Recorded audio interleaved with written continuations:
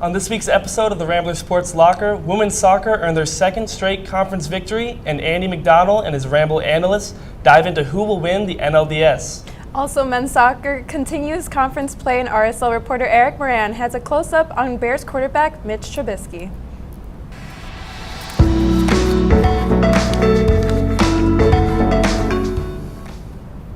Welcome back to this week's episode of the Rambler Sports Locker. I'm Conor Bergin.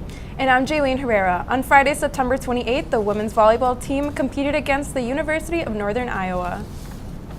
Loyola was able to keep scores close the whole night, but Northern Iowa, the MVC preseason favorite, proved too much for the Ramblers. Loyola never claimed a set, going down 25-22, 25-23, and 25-22 in a 3-0 sweep.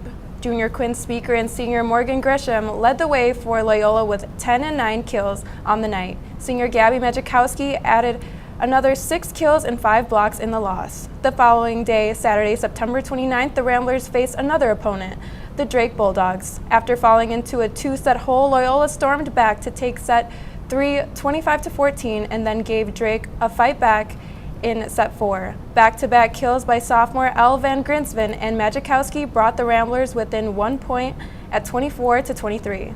But a Drake block on the next play ended Loyola's rally and shut the door on the game, 3-1.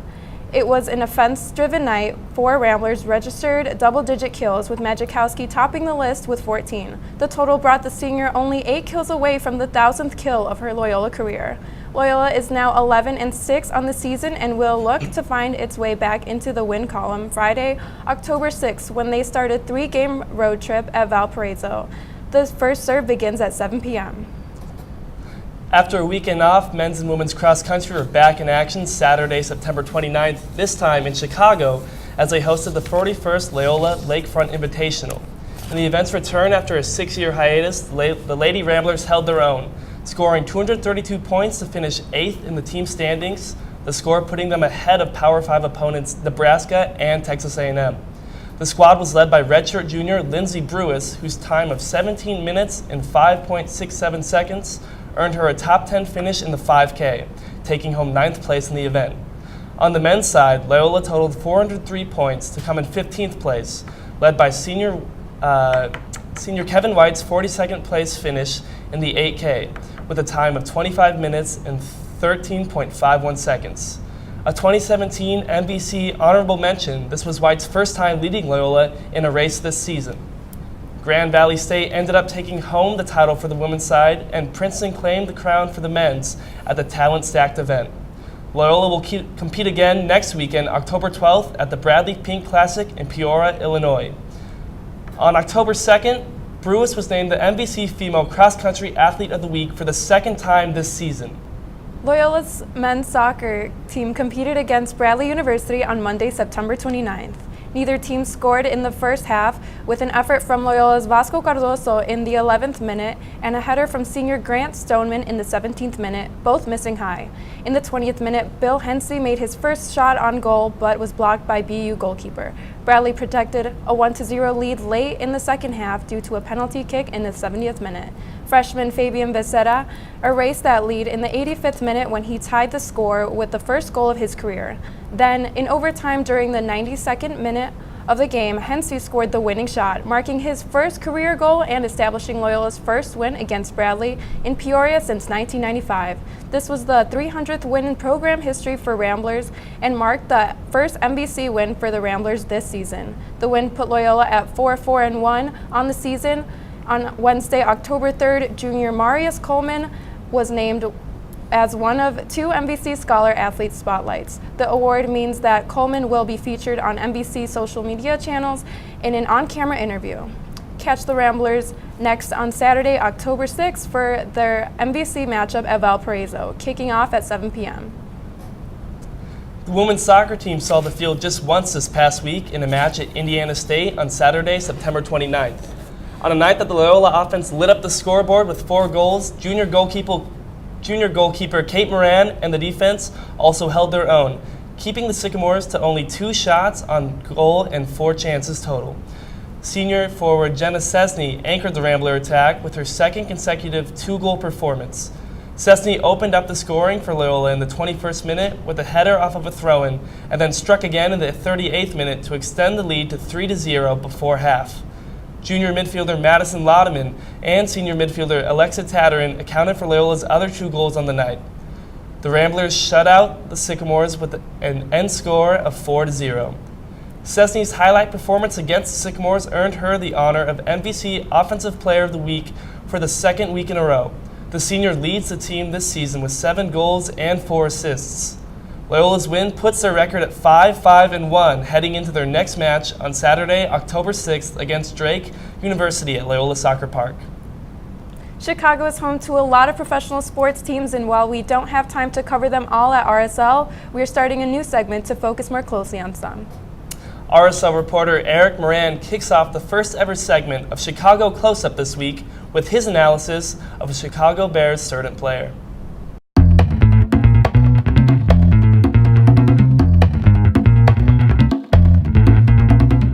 On this week's Chicago Close-Up, I'll be taking a closer look at Chicago Bears quarterback Mitchell Trubisky. There's been a lot of talk in the Chicago sports world surrounding the second-year quarterback. In the first 3 games of the 2018 season, many were already quick to call Trubisky a bust, saying that he lacked accuracy to be an NFL quarterback and how the Bears missed out by not drafting the now Kansas City Chiefs starting quarterback and leading MVP candidate Patrick Mahomes. And with Trubisky putting up the same numbers as former Bears quarterback Mike Glennon did in his first 3 games of the 2017 season, critics did have a reason for concern. That wasn't until last Sunday when Trubisky proved his doubters wrong, going 19 for 26 with 6 touchdowns and 354 yards in a 48-10 blowout win over the Tampa Bay Buccaneers. It is worth noting that the Tampa Bay Buccaneers defense has struggled so far this season, and coming into the game against the Bears, they averaged 34.75 points per game allowed. So by no means is Tampa known for their defense, but still, this game showed that Trubisky is capable of thriving in a Matt Nagy offense. Now the question is this one outstanding performance enough for fans to believe that Trubisky is the future, or was it just a fluke? Although I don't think Trubisky is going to perform like this every game, especially against top-tier teams in the NFC North, this game serves as a huge confidence booster for him. He seemed comfortable throwing to his left and throwing the ball deep downfield, which are both things we hadn't seen in his first 3 games of the 2018 season. With one of the best defenses in the league, the Bears don't need Trubisky to perform like an Aaron Rodgers or a Tom Brady. As long as he keeps trusting the play calling and executing effectively like he showed against the Bucs, the Bears will win the NFC North soundly. That's all for this week's Close-Up. I'm Eric Moran. Back to you at the desk. The men's golf team was in Des Moines, Iowa, October 1st and 2nd for the Zach Johnson Invitational hosted by Drake University. Sophomore Tyler Anderson grabbed headlines for the Ramblers when he won the event with the 1-over-par score of 214. Anderson entered the 3rd and final round on Tuesday a stroke behind the leader, but turned in a 1-over-par 72 performance that included a team-best 15 pars to give the sophomore the first win of his career by a razor-thin 1-stroke margin. Senior Orion Yamat scored the low round of the final day for the Ramblers with an even par 71, highlighted by a hole-in-one on the par 3 14th hole. The senior finished the event tied for 32nd. The Ramblers as a team posted a score of 291 in the final round to earn them a share of 5th place, while Bradley took home the team title. On Wednesday, October 3rd, Anderson was named NBC Men's Golfer of the Week. This was his first weekly honor during his Loyola career. Men's golf will hit the course again on October 15th and 16th at the Titans Motown Collegiate in Highland, Michigan. The Cubs dropped a thriller in the wild card this week and missed their 4th consecutive NLDS. The stage is now set for the Milwaukee Brewers facing off against the Colorado Rockies. Andy McDonald and the Ramble analysts discuss which team will win and advance to the NLCS in this week's Ramble.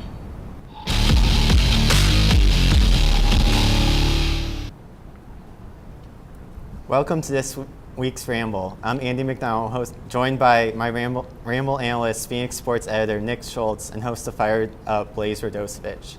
Today we will be discussing the National League Division Series between the Colorado Rockies and Milwaukee Brewers, which began Thursday night in Milwaukee. The Brewers have the best record in the National League, while the Rockies are this year's National League wildcard. after defeating the Chicago Cubs on Tuesday night. The winner of this series will face either Los Angeles Dodgers or Atlanta Braves in the NLCS. Nick, we will start with you. Who do you have winning this series? Despite the fact that they beat my Cubs in the wild card game, which is still breaking my heart as we speak, I got to go with the Rockies in this one. They got all that momentum. They got a stacked lineup from top to bottom. I think they got a really good shot at taking down the mighty, mighty Milwaukee Brewers. Blaze, who do you have? So I'm a Cubs fan too, so this is actually really hard for me to have to argue for the Milwaukee Brewers, but they have the best record in the league. They have the MVP. They don't have Javi Baez on that team. Christian Yelich is the MVP. Oh, no, Javi Baez is my MVP. That's a separate discussion. I mean, Javi Baez, he swings the sliders in the dirt. Christian Yelich is the MVP of this league. They have the best defense in the National League, the most defensive runs saved in the playoffs of any team, not just National League, but American League too. And they have that bullpen. Josh Hader, Cubs couldn't even touch him. You're telling me the Rockies can? Well, look at this.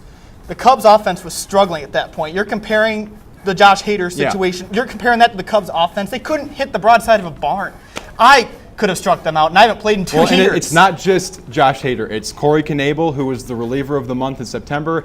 Jeremy Jeffress was an all-star. He's an awesome closer, has 3 dominant pitches. They have a 3-headed monster. And that lineup, Christian Yelich, you have Lorenzo Cain in front of him, and Jesus Aguilar, who could have been an MVP from the first half. Okay, I have a question. Blaze, aren't you concerned that Brewers have had 2 days off? Don't you think that will affect them at the finish? That's a hot streak. Very good thing for the Brewers to have days off. They have a lot of momentum, but so do the Rockies. But the Brewers have that bullpen, and they needed rest. They pitched on all 3 days against the Tigers and then against the Cubs, so they needed rest. They'll be fired up, ready to go for this series. They needed that rest. It's a good thing for them. And Nick, aren't you concerned? The Rockies played 3 straight games in different time zones, and that game against the Cubs went to extra innings. Aren't you concerned they're out of gas? Not at all. The last team to do that with 3 games in 3 different time zones, you might have heard of them, the 1997 Mariners. That team went to the NLCS. They had the best record in the major leagues. I think Colorado's got a really good shot. And you talk about the Brewers bullpen. The Rockies bullpen had a sub-3 ERA since September 1st, too. So that bullpen's no slouch either. And you saw what Wade Davis did the other night. I talked about the Cubs offense, but he's done that before. With that nasty slider, and he's and if you're going to look at head-to-head, Brewers-Rockies this year, the Brewers won. Head-to-head doesn't matter at this point. It's the playoffs. They played before. You're talking about Wade Davis. He served up a 3-run shot to Eric Thames at Miller Park. That's Eric Thames. The guy's a beast. All right. I'm gonna have to go with Blaze and the Brewers because I think they have the best record. They've been playing so well last month. They're getting hot at the right time, and I just think they'll easily beat the Rockies. If you would like to join in the discussion, tweet us your take by using the hashtag RSLRamble. That's it for this week's Ramble. I'm Andy McDonald. Back to you at the desk. Thanks, Andy. I have to agree with Blaze. I think the Brewers will win the next round and get some revenge for our Chicago Cubs. For our full episodes and the chance to get the conversation, follow and like our social media handles for an up-to-date look at all things Rambler Sports. Thanks for joining us tonight. I'm Conor Bergin. I'm Jaylinn Herrera. Check back next week for another episode of the Rambler Sports Locker. And as always, don't forget to turn out the lights.